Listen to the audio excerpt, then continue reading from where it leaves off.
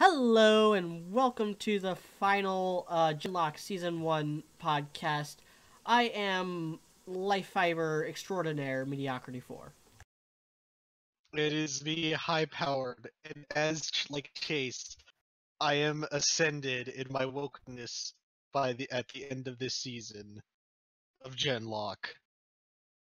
I don't know where that was going, but I did it anyways.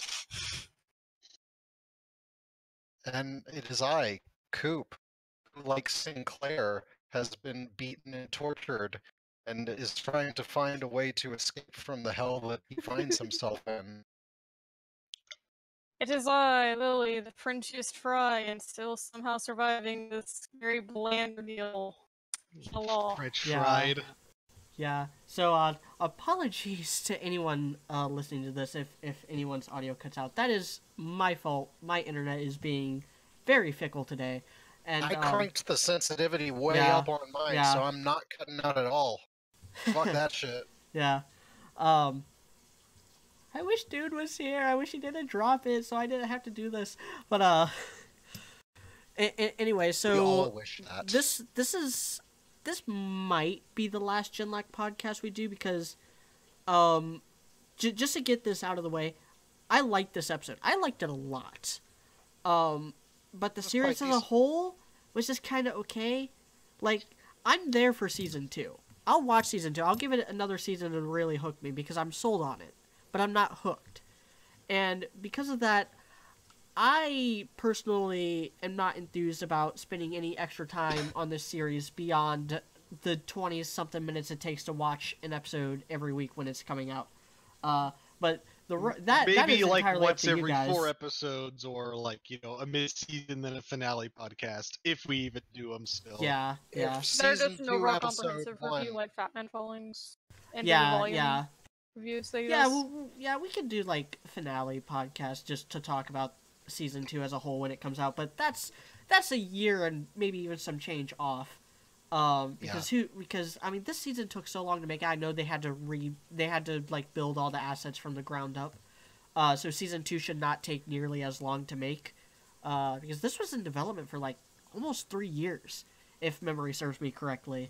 Holy And fuck. it kind of shows with how many things there are. Now, the number of things does never correlates to the quality of a product, but it does correlate to budgets and time constraints and sometimes what ends up getting cut.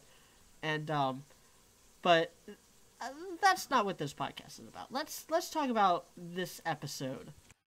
Yeah. I mean, like, there is the caveat that if Season 2, Episode 1 does manage to grab media by the balls, he may be dragged back in. Yes, absolutely. I am susceptible to that. I'm not going to drop the Yes. series. I'm not going to pull a Muffin Man Dan and be like, oh, I'm dropping the series. No, I'm for real. I'm going to spend 5 episodes talking about, like, I'm going to spend, like, 3 videos talking about how done I am with this series and milk it for all it's worth. And then, also throw in a caveat like, oh, by the way, I might actually come back if Volume 7 looks to be good. Well, there you have it, folks. Muffin Man Dan is a melodramatic bitch, and media is susceptible to the Jersey meat hook. God.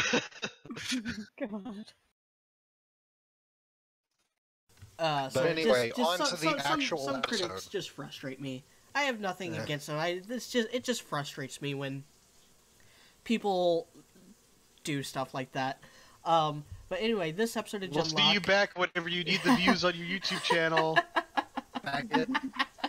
No, Yeah, nerd. hey, I'm Bad. not the guys. I'm not the one who said it. High powered is. Even though I was thinking it really hard. Oh my god. See, that's what I do for you, media, is you think something and then I just say it. Yeah, you and Dude both just do that. Like I'm And trying to then be the I nice say guy. the things that are too unthinkable for even you to think of them. And it makes me just want to kind of yeet myself, but okay. Yes. Commit, not We- exist. It's the perfect four-man dynamic, damn it. Yes. Lily is ironically the straight man in the setup. How am I the straight man in this stuff? Because you're the closest one to being normal. And so, High-powered still with me. He knows that's not true. I don't know about that. Anyway, fuck, enough about Lily's lesbianism and her ironic straight manness in juxtaposition to set onto the episode. And and it is a doozy of an episode because it opens up with a Mexican guy trying to make a phone call. The greatest challenge the show has ever faced.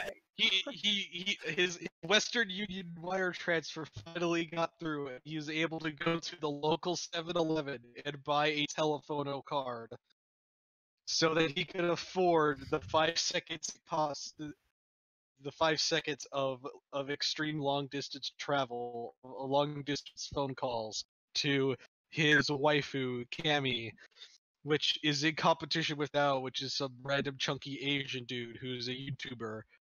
So, yeah, that's how the episode opens. And guess what? Everyone's alive because the doctor watched this. I hard scope the nanobots. Yep. So I've been saying this for the last 2 podcasts, where like I'm fine if those characters are still alive. In fact, I prefer it because, at least in the case of Miles' character, I really like him. He's one of my favorite characters in the show, and I'd be like really angry if they just kept him dead with such an unceremonious and kind of convoluted death where like, oh, he didn't go with the rest of the Genlock crew for reasons. I think, and I've said this a couple times on Twitter the last couple days, and on Raymond's stream. I think it would have been a lot better had that reveal been last episode. And as much as I liked last episode, this episode really put it in perspective where last episode should not have been an exposition dump.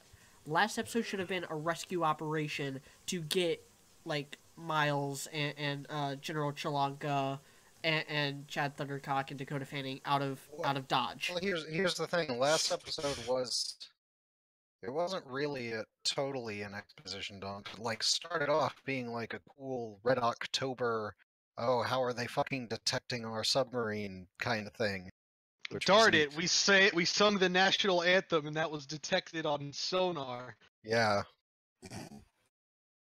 But then it turned into an exposition dump, which was far less, like, fun. And I didn't like that part as much. Like, the exposition was kind of more of a laundry list of, okay, here's your backstory. Do you have the roster set up? Okay, Raguchi, let's go. It also introduced, like, a bunch of, well, like 2 characters that, like, are just there. And, like, it's like, here's Indian science lady who was married to the doctor. I'm like, I don't really mind Dr. Shaw. She's cool. I don't mind her, but, like, what's the point of having her? Like, why couldn't Henry be the guy? Like, Henry at least was introduced in a previous episode. And then has more of a discernible personality that's actually, entertaining. Yeah. I don't like Indian Doctor Lady. Why can't they just put Henry in charge of fucking Rooster Teeth NASA? Also, diversity quota? Yeah, and he's a fucking Asian. But Asians don't count because they're just for white people under the racial hierarchy. Fuck you, Yang Gang 2020. What? I do not want to spend the time to explain that fucking meme. So Miles comes back as a hologram to tell, like, the crew that, hey, the Union's making another move. They're pushing into Chicago because, it's Chicago. And the Genlock crew's like, hey, we gotta, like, neutralize Nega Black Man, and so we gotta work as a team and use all of our, like, new fancy mechs and our augmentations and our synchronizations in order to do the thing. And we gotta win this round of Dancing with the Stars. Yeah. Conveniently for them, though, off screen, the people for the Vanguard discovered a way to make the nanobots not work anymore. So they now have that ability. It's just for that plot point, though. It's just to explain how everyone survived, because they try doing it against Nemesis, and he neutralizes it because like, oh, we found that mistake and now we're patching it out. Yeah. Which you know, gotta hand it to the Union. They're at least a lot faster at patching out flaws in their systems than Bethesda. Guys, clearly the super. Union's evil plan is to just create the highest end antivirus software and sell it and just fucking box the Vanguard out of the market for that. And that's how they'll take over the world. That actually might be how they're doing it, because we once again don't actually know much about the Union. All we know is like that one sign that was in the first episode of like we can progress without compromise, or whatever it said. And so the rest of this episode is really just an action scene, which leads me to think that this is going to be another really short podcast, maybe even under an hour long. Probably. Because we can talk because a lot of in-depth it's about this action scene. a lot of it is action, and it's really good action actually. The Yep, only complaint it I is. have from like an animation, from like a production standpoint, is they do the Matrix spinny camera trick a little too Too much. many times. Yeah. Yeah, a few too many times, because it keeps spinning around in a circle as this like railroad platform is also spinning in a circle, and all the characters are also spinning in circles around each other, hitting each other. And so you got like these 3 planes of motion, and it goes on for like 3 minutes straight, and it gets to a point of being kind of nauseous for people with motion sickness. Like, it didn't really bother me, but like my older sister has motion sickness, and I'm just like, yeah, she would not be able to watch this scene. Yeah, I appreciated like some things about the action scene. I really liked anytime Kazu was in there. Yes. Because his robot is just, he's got a better robot than all scenes, Yeah. basically. Like, it's just, It's like he's the Hulkbuster Iron Man suit that's running around right now. well, no, he's a fucking samurai with a big-ass sword and also a sawed-off shotgun, apparently, which I didn't know about and I quite appreciated, that he has, like, at least a little bit of a ranged weapon. The And he's the ATF only- just he's the rolled. only- Yeah. He's the only male guy with a sense of personality on that team. Yeah. More or I- less. Yeah. I do like the like mech things. They kind of played up some things, like there's that line a few episodes ago where Cammy's like, oh, it would be cooler if they fired out your eyes, when she was talking about Yaz's lasers. And so lo and behold, one of the upgrades Cammy gave Yaz is laser eyes, like Eye freaking lasers. Cyclops. Does that, Wow. like, Wait, does that mean he can do Continuity in a show? What is this? For Wait. I'm Monster on fire TV? in my bro. Wait, I don't know, wait, like, the does this thing mean he can in... do the Begone Thought meme? Yes. Yes. No, or that's the laser Yasmin's it's, powers, that she just has woke eyes. No, Oh, it's no, not the Begone Thought meme, it would be the Memory TV memes. That's what it would be like. Oh. It's like... It's like... Oh, good Saddam was a gracious. handsome man, brother. No, don't do her dirty like this. No, she's better than that. No. She's Uh. really not. She's a good girl, mostly. Yeah. And Cammy's is the one that has. Well, Cammy and Chase's big upgrade was several episodes ago when it picked up its wings. And here it's just like bigger wings, I think. And Yaz, rockets. yeah, and rockets and stuff. Yaz But now probably goes wings through the ain't special, bitch. Yaz probably has the most drastic upgrade because she gets wings and also laser vision. And she's got like Yeah. what, like a phoenix dragon creature inspired like design almost. Like I'm Yeah, a assuming. little bit. It's more I'm like an assuming. angel. Yeah, I'm assuming Cammy was like, "Ooh, I saw your like necklace thing that you seem to clutch so desperately, so that's what I'm gonna base it off of." And she's like, "No, I don't want to like what's different." It's like It's too the late. It's the I like symbol that of Sombra Neo got her Islam. For her clip thing. Oh yeah, I like Soro's mech. Yeah, As the much as I cloak. hate to admit it, the cloak is good. It's all right. As much as it's a little frustrating that like we've been seeing these mech designs in the opening since the very beginning, and this is the only time that we're seeing them like in action. That Pretty just much. it's like, oh, it took 8 20-minute episodes for the show to actually start. Like Oh wait, now I'm having it's a thing moments that it's a now. thing yeah no it's a thing that a lot of TV shows do. Like the thing that actually it reminded me of was Young Justice. Ooh, Young yeah. Justice spent its entire first season building up a team to where like they were adding new members all the way up until the finale. But then at the beginning of season 2, like some of the most recent members are like not even part of the team anymore, and it's like, okay, what was the point of even like shoehorning them in at the 11th hour? I'm looking Yeah. at you. What was it, like Cannonball or Rocket? Whatever her name was. Rocket, I can't. I can't. hold I can't. on, Rocket didn't show up until the beginning of season 2, and she was not important for the entire duration of it. Yeah. Well, there's one. I can't remember who it was. Because it's been so long since I watched that show. Let's see, was it Beast? No, Beast Boy. No, didn't Beast Boy didn't Beast come in Boy until proper. until season 2. He had his origin in season Yeah, 1. yeah. That's why it was weird. Young I'm trying Justice to also remember- just does the weird thing where they have a 5-year time skip in between its only 2 seasons.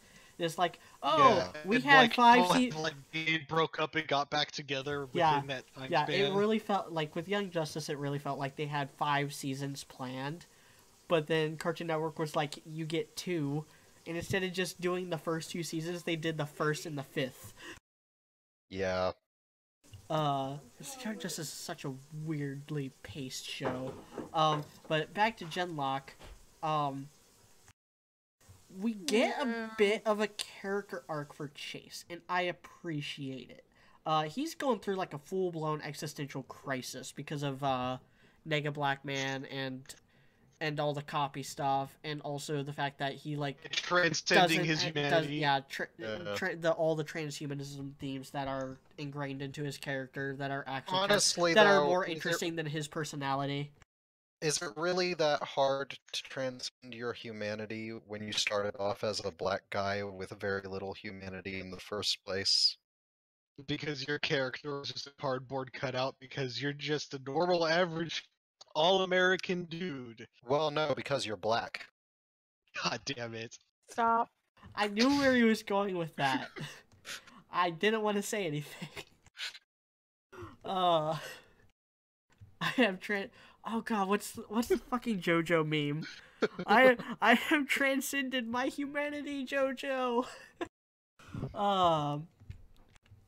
I kind of want art of that now, like Nega Chase, screaming that as he like glitches out. It's fuck. What is? I have rejected my humanity. I've There we go. rejected Yeah, my I rejected humanity. my humanity. Yeah. Such a meme. That whole show is a meme. Yes, it so, is. So But it's what a lovely duang, by the way. yeah, I'm sold on the team dynamic. Like one of the moments that made me smile was when Kazu calls Chase brother. That Yeah. is like, oh, that's sweet. What kind of brother does he use? I forgot what the Japanese. I don't speak the fucking actual. Japanese, so I don't Well, speak there's- Yubu. No, there's well, it doesn't matter. It's still like, you know. There's the distinction between like brother, like an actual familial brother, and then like something like Aniki, which is like bro. Yeah, I mean, either way, it's like, yeah, they're in this together, and Kazu and Chase is like the pair that has probably gotten the least amount of screen time as far as dynamics go, and a lot of the dynamics have been very like undercooked and half. Fuck you, Lily. High School throughout the Musical show. stuck in my head now. Yeah, just The slowly plan mumbling, is going according to slowly plan. mumbling High School Musical lyrics. Yeah, Chase and Kazu are like you take any two characters. Chase and Kazu are the two that have gotten the least amount of time together, and that's saying a lot because the other dynamics haven't gotten a whole lot of screen time together. Like the most I think are like Val and Kazu and Cassie and Kazu, and then like Kazu maybe gets a lot. Yas and Chase after that. Yeah, Because he's a bro. He's just a total bro, especially in this episode. Yeah, Kazu's like best boy, and I actually I like seeing the dance thing coming back. Like, as much as like we joke on it being like Dancing with the Stars, I like it. It's at least a bit more of a human aspect, to the whole mind melding thing. I didn't mind it in this episode so much because they didn't like cut like exclusively to it this time around. Like used it way. We got a more. taste of it. We knew it was there, what was going on, but it didn't overstay its welcome. Well, Yeah, and we they definitely got to see the actual fucking fight. Yeah, and they definitely made it like, oh, we're just like moving in sync, like we're all just one organism that's split into 5 parts and acting as one unit. Whereas like the time when Val mind linked with Kazu, and it like seemingly made him stronger to bust out of all the spider mechs because it just cut directly from him being buried in spider mechs to him being like not. Yeah, because robots don't work that way. First of all, and second, that was dumb. I think I like most about the concept is that it is a very humanized thing, I guess. Like just seeing dance, like doing dance is a very human art form, and seeing it used in a mech show. Maybe not the most inventive thing, but just the juxtaposition between literally giant hulking beasts of metal and just a very human display of like synergy, cooperation. It's nice. That's I mean, like, if you want to get into like fucking symbolism and all that bullshit, that sort of thing occurs in like Evangelion, which I am low to, but the Evangelion mechs, they are. We gotta dance so we could defeat that angel. Yeah. Oh Jesus. Also, the Evangelion mechs, like they take a lot of sort of, I guess, dichotomous themes and sort of jam them together. So they're big ass robots, but they're very like lithe, animal-like, So yeah, it's like that's because spoiler alert for a 20-year-old anime that is also like one of the most influential anime in its genre.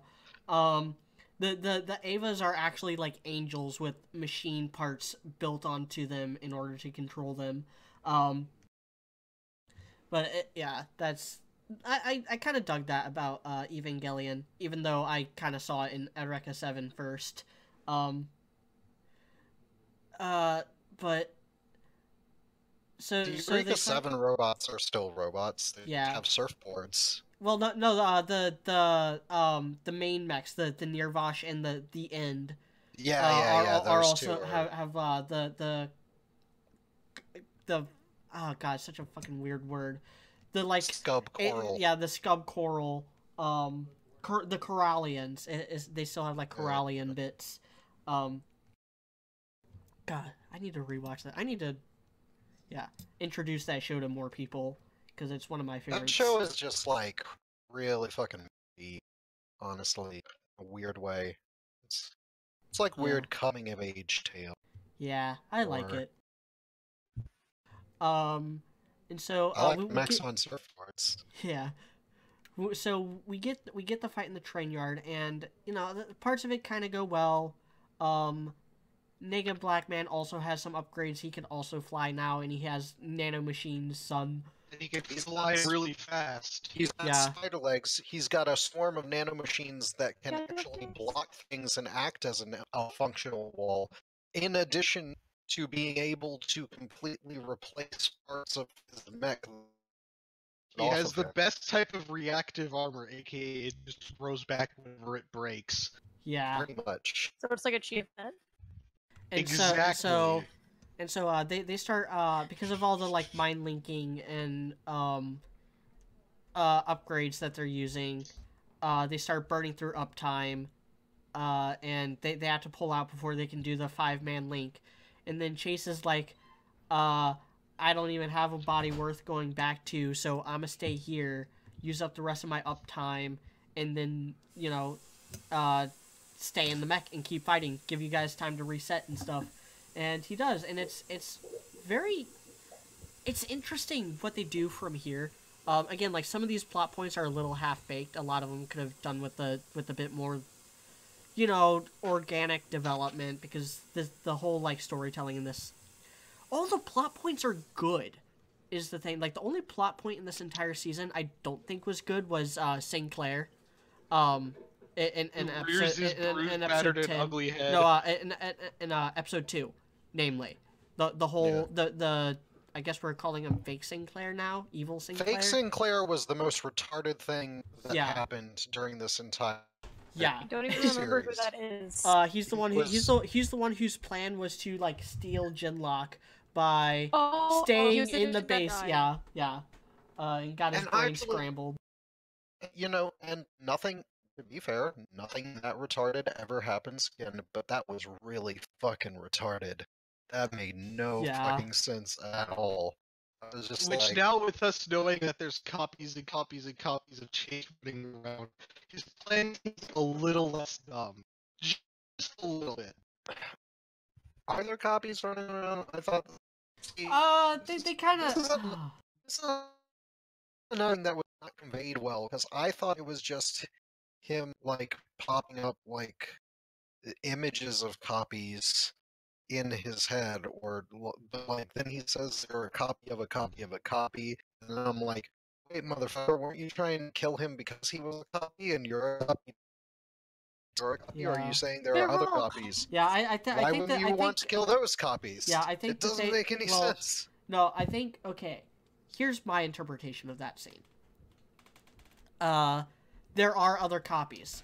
The Nega Chase is the original mind inside that mech, because it's a stolen Holon. Like, it's that Holon that he's in, the Nemesis mech, is Chase's original mech that got captured with him still inside of it. And then the Union just like added all the stuff to it and built on top of the core.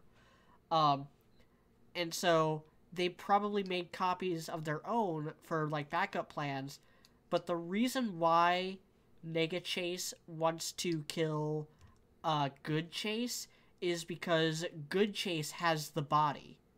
He has the original Chase body inside that tube. And I think it's kind of poetic and kind of cool that Chase has to sacrifice that in order to gain the upper hand on Nemesis and buy the rest of the Genlock crew more time. But he doesn't do it alone, which brings us to the next plot point.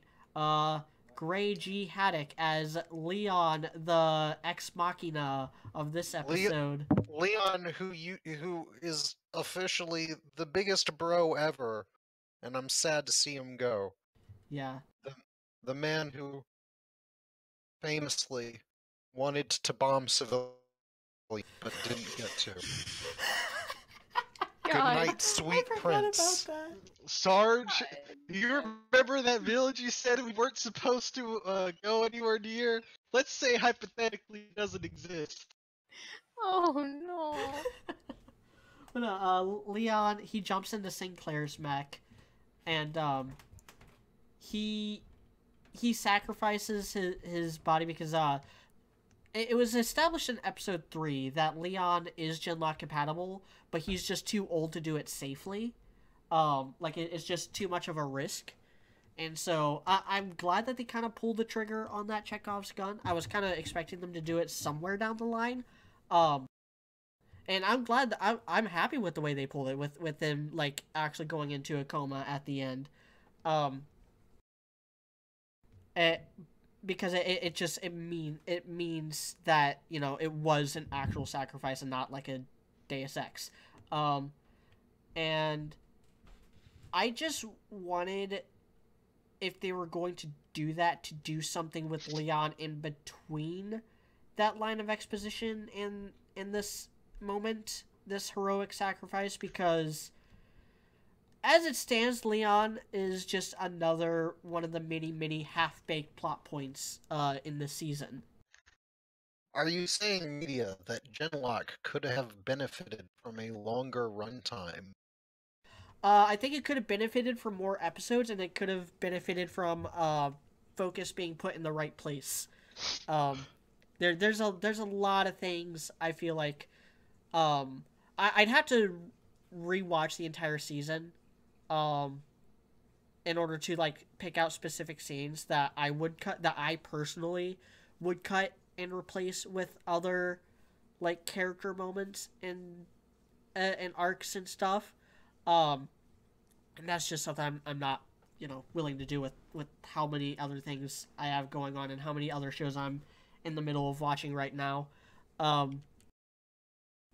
But yeah, I think it could have benefited from more episodes and a greater sense of focus on the team and on this idea of Genlock as a medium to share experiences and fight evil nanomachine robots.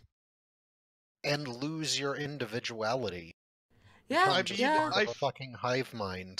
I feel like they've set up. I mean, if they roll the next season where it's kind of like a freak of the week with a light overarching plot, I think it could work. Because I hate to bring up Ruby, and this is one of the rules that we had for this podcast, but I'm gonna break it. Is it feels like with this first season, I feel like they kind of learned that they learned from Ruby where they basically did all of like seasons volumes 1 through 3 just in one go. Essentially, if you want to go through like a narrative arc. Now, is it better or worse? That's up for debate. And But that's what they did. in regards to the plot, it is far better. In regards to the characters' interactions and stuff like that, it's way worse than Ruby ever was, even in those original 3 volumes, which I still say were pretty damn bad. As far as like, I'm trying to think of like, so the thing of it is it's like I don't think Freak of the Week is the way to go. I think really honestly Genlock needs to be a fucking space opera, or for lack of a better term, it needs to. They need a There needs- Gundam. Just an opera in general. Mecha. Mecha opera. Yeah. It needs to get the Gundam treatment. There needs to be political machinations. There needs to be some indication that An actual villain will And- do so many wonders for the show. Like that's one of the reasons why I'm sticking around with season 2 is because season 1 didn't really have a villain. The closest thing season 1 had to a villain was the manifestation of Chase's own existential crisis, Nega Black Man. And so like a real honest to God charismatic villain on the Union side plotting and scheming against the heroes will do this show so many wonderful things that even if they don't pull it off greatly, it will go up like 2 whole grade points just for having him. Plot Yeah. twist, it's Yasmin's very vague intellectual parents. Whatever Nah, they No, kind of that- implied that they're I'm not dead. intending that to be serious. Yeah, trust no. me. Val's parents. No. That would be a twist. Oh dear. Like, oh, we turned evil because you came out of the closet on us. That's terrible. No, they do need No. to. They need to do that. They need to establish Union's ideology, and they need to kind of. I would like for them to have a half decent point. I would like for it to not be like, oh hey, these guys are bad and they believe a bad thing that is obviously bad. I want them to be able to convince people, because otherwise you wouldn't have this as an entity. If nobody is buying what you're selling, then you fucking you know, like, see what I'm getting at? Like, there has to be a reasonable explanation for why people would jump a hole. Yeah, my internet's dying. It can still be bad, but it has to be able to justify itself.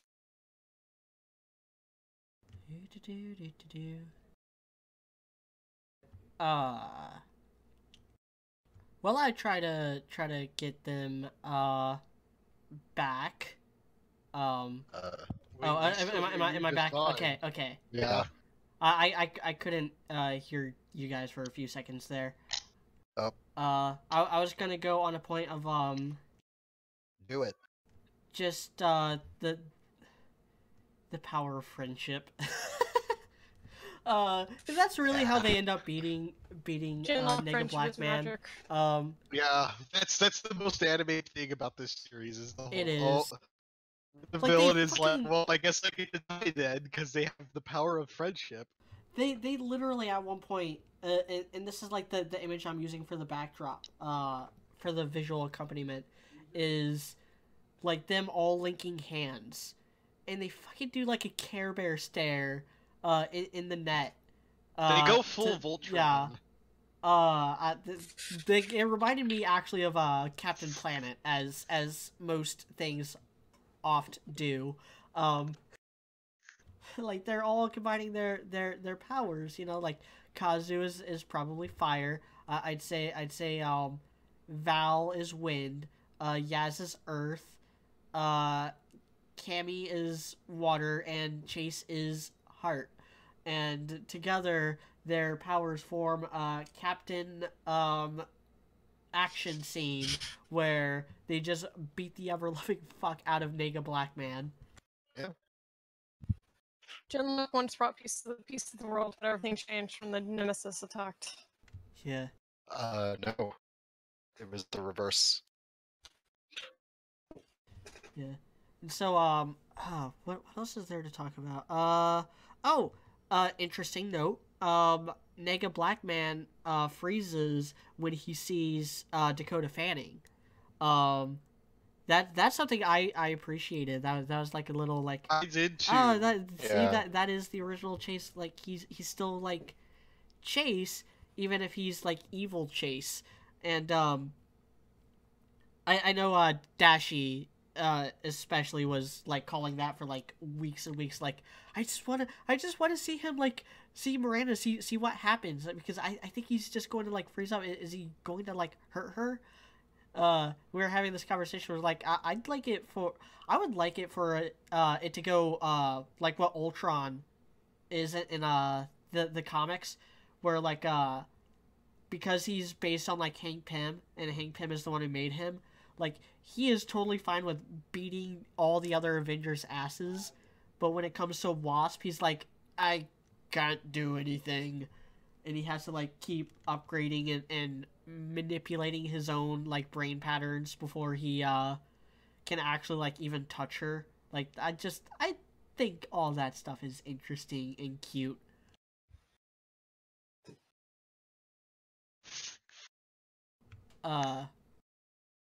So any other thoughts before we give like our final grades or whatever?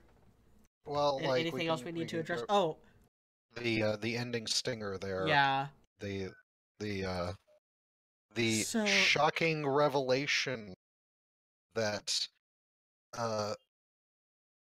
what's his face is still alive. Sinclair.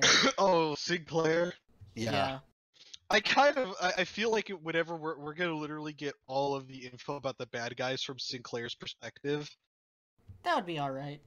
I'd be okay with that. That's what he uses character for the sure. Yeah, it's such a weird note to end on because it raises so many questions, and I get it. They you know, this is a new IP. New IPs are always a little shaky, and so they really needed something to just like be a big WTF moment in order to get people who like even people who hate the show to be like, okay, I'm gonna stick around for season 2 just to see what the fuck that was about. And I mean, it worked on me, so Yeah. Are we easily baited? Is that just what it is? People in Yes, people we in are. general are. I mean, I'm watching quintessential quintuplets just because I saw an image of 5 redheaded, like, waifus, and I was just like, what is Oh this my show I must God. watch? Fair enough. Media, why are you so easily pegged by your own type? I am just easily pegged. That's gonna be what really puts a ring on your finger, ain't it? I mean, ring on, yeah. Haha. That feel when you have lived the dream media has failed to, and actually have had sex. just period. uh, no, I am completely fine with my own lack of experience because I'm not. my mental game is, you know, when it happens, it's gonna rock, and so I'm just replaying this episode in my head, see if there's anything else worth talking about, because I think we're close to running out of airfield at this point to land More this or less, Yeah. yeah, we're fucking the oxygen's seeping out of the room, basically. Like, So we- essentially, so let's take a look at Rooster Teeth as a whole. Mhm. Pretty much for every month out of the year, they have something that's premiering now that is like their own original IP. Correct? Yeah, more or less. Essentially. yeah, because right now- now, Red versus Blue is going on. RVB 17. And they also kill have me, this kill me. new thing that I don't understand it. The what now? There's like a new, apparently, anthology series in the vein of Twilight Zone going on With what now? that they're making. Yeah, but with Ruby? No, Oh, it's a new, it's a live action thing. But yeah. it's like I haven't heard anything about that. It's like a fucking Twilight Zone, Outer Limits, Black Mirror type of deal. I might actually be interested in that. Just because I do think there are good writers at Rooster Teeth who can still bring it when they are given adequate time and adequately good ideas to bounce off of. Well, yeah, I mean, and this is what I assume to be a like one-off kind of like very episodic thing, like no overarching plot or anything like that. They just come up with an idea and run with it for one episode, and then each one can kind of stand on its own. So Yeah. I would be willing to give it a shot. And regarding the eventual season 2, I mean, odds are I'd probably just wait to binge that thing when it's done. But I'll watch it as it comes out, just to post about it on Twitter and stuff. Just to stay up to date with it, and so I don't like end up getting spoiled on something. So overall, I think Genlock was competent. It was much more competently made than the first, I'd even say, 2 volumes of RWBY, maybe 3, yeah, 2.5 definitely. volumes of RWBY. But it's bland and a little like it could go with a lot more salt. Is the thing like Salt, pepper, lemon pepper, garlic powder. any of that stuff. A little more flavor to it, because like another thing is this episode looked really fucking good. Like way better than any of the other episodes up to this point. Yeah, this was where all the budget colors, went. yeah, the colors really popped this time around. It looked very dynamic. It was very well shot, very well executed, and nowhere near as big. Like what was it, episode 6 that had like the really god awful cinematography, where they like refused to put anything worthwhile in the center frame and refused to like follow the rule of thirds. And it really showed kind of the potential of the show, which is why I'm sold on it now. Just not hooked. I'm interested in season 2. Like I said at the outset, I'm not sure how much time I'm going to be investing in the show outside of the time it takes to watch a single episode every week. And I am interested. I do want to know what they're doing with Sinclair. And I give this a 5 out of 10, and it probably deserves a little bit higher just because it is it is well made and well acted, but it failed to really grab me. And when something fails to like get something that really hooks into me, I can't really give it more than a 5 out of 10. And I know some people that are going to hate me because, oh, that score is too low, and there's also people that are going to hate me because, oh, how can you like this show at all? It's garbage. Looking at you, Floof, if you're watching this, and also you, Dashy, if you're watching this, because you're the one who is like, how, like, oh, it's like a 9 out of 10 or whatever. And I just kind of fall in the middle. It's fine. It's okay. I liked it just fine. Nothing really special about it. That's it's my not- stance. It's not bad. It's not good. It's fine. It is bland. It's bland. Unfortunately, That's the show's Some main problem. of Rooster Teeth shows. yeah, I do have to take the big brain centrist position on this one myself as well. Yeah. Well, and I Both think sides are I think this is stupid. well, I think this Yeah. is a very agreeable rating overall, just because like Yeah. it is just kind of okay.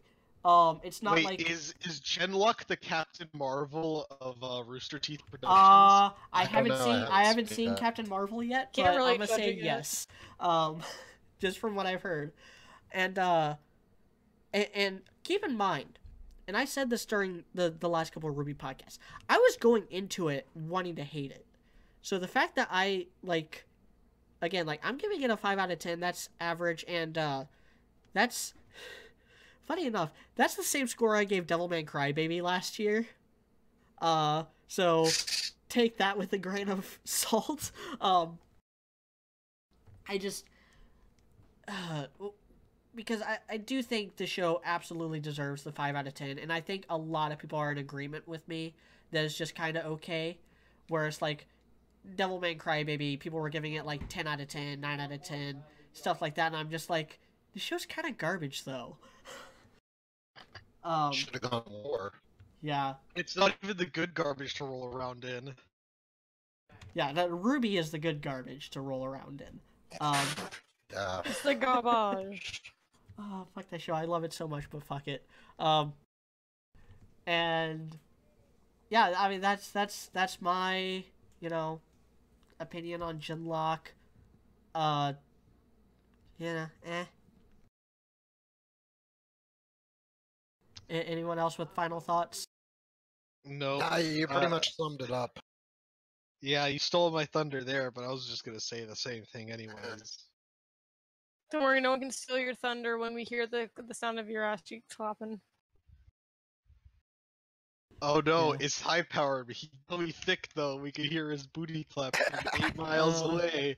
If we do do a season 2 Genlock podcast, It will be solely based on viewer demand. yeah.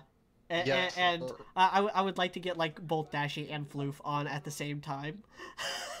Just God. because Oh, those goodness two could not be gracious. any more different in their opinions on this show, and I love it. I love that I am friends with both of them. Oh god, we've seen Floof. Uh, We'd be a little worried.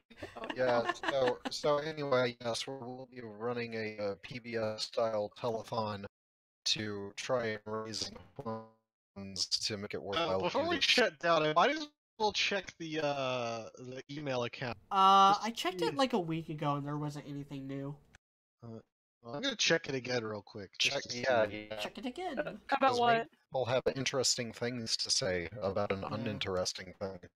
Nope, nothing. Yeah, Yeah. that's what I thought. Like, we haven't been talking about it. Like, I haven't mentioned it on Twitter or anything, and You know, that nowhere near as many people have been watching these podcasts as we're watching our Ruby podcasts, and so like just the audience questions and stuff. Though haven't arguably been there. these are more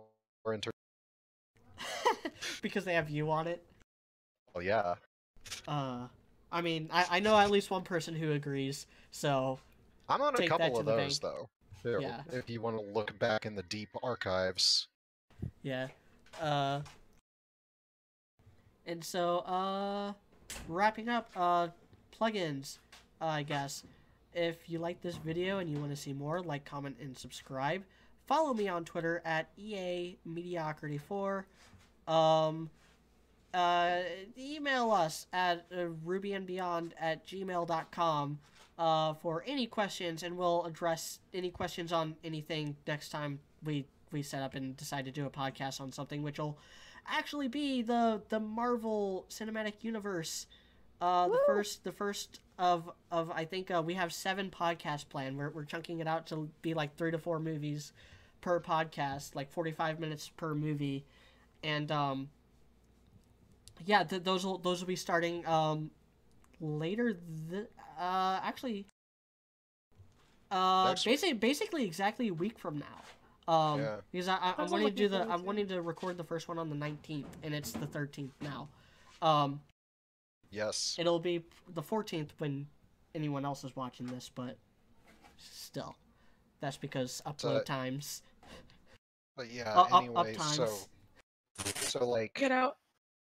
if you've somehow become interested enough, like you're gonna have to vote for us in 2020. We'll give you $1,000 a month. Hashtag yang yang. Universal base. Oh god, that you will.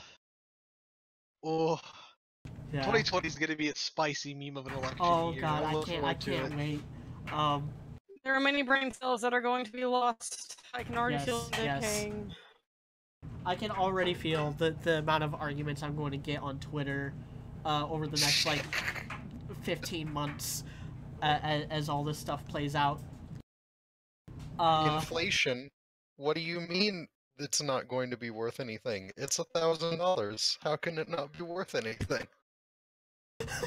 Just go like full JoJo meme with that. So until next time, I'm Mediocrity4. This has been the Genlock Podcast, and we'll see you around. Good night.